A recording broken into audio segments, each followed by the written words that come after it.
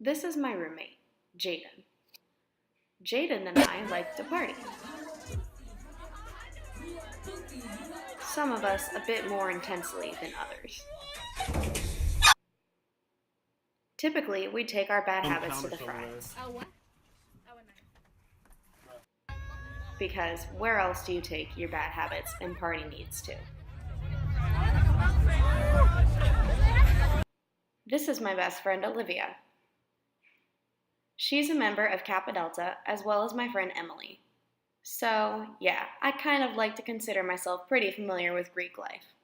That's why I was so surprised when my friend in Phi Psi was telling me about his fraternity's philanthropy work, which was far different from what I thought I knew about Greek life. I decided to do some research and learn the truth behind fraternities that we all know and love. First, some background information on fraternities. According to a brief history of Greek life written by Appalachian State University, fraternities and sororities were established to further social, scholastic, and professional interests of its members.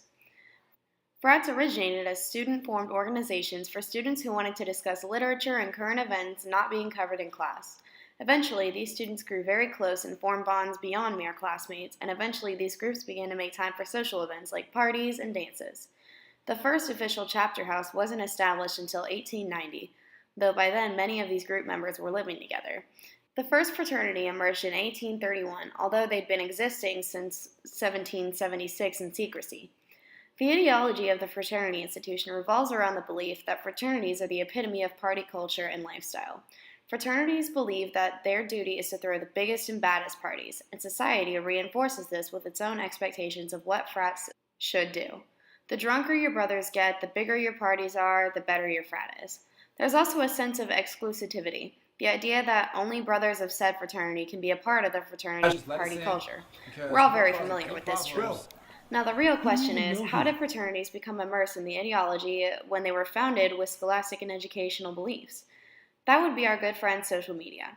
Social media has been hyping up the crazy party culture and borderline alcoholic lifestyle of fraternities for years. There are even Twitter and Instagram accounts dedicated to reinforcing and normalizing the alcoholic party-obsessed frat boy trope.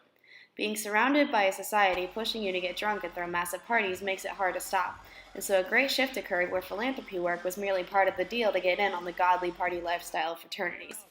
Members who don't partake in drinking contests or smoke sessions or sit out a party to study are chastised and essentially bullied, being called pussies, nerds, or homebodies.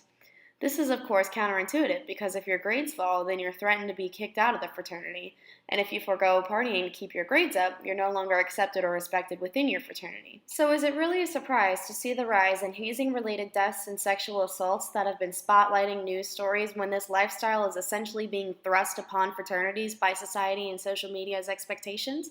I'd like to formally remind you all that alcohol and good decisions rarely mix. So then, we have a group of guys longing for acceptance and respect, feeling the only way to prove their worth is to drink and party the hardest. The whole point of fraternities is to find people with common interests, and if you want to be accepted, you're forced to join in the party culture.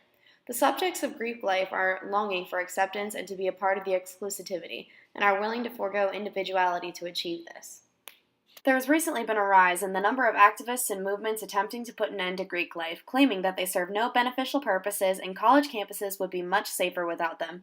The irony is that these are the people who expect fraternities to uphold party lifestyle and then grow angry when they do this. Society creates a self-fulfilling prophecy for fraternities and then punishes them after living up to their role, without consideration of all the good things fraternities have to offer, such as their community service work and lower mental illness statistics among fraternity members. There are a lot of bad things about Greek life, I'll admit, but what institutions are there that you couldn't say that about? The real question we must now face as a society is, do the benefits outweigh the risks?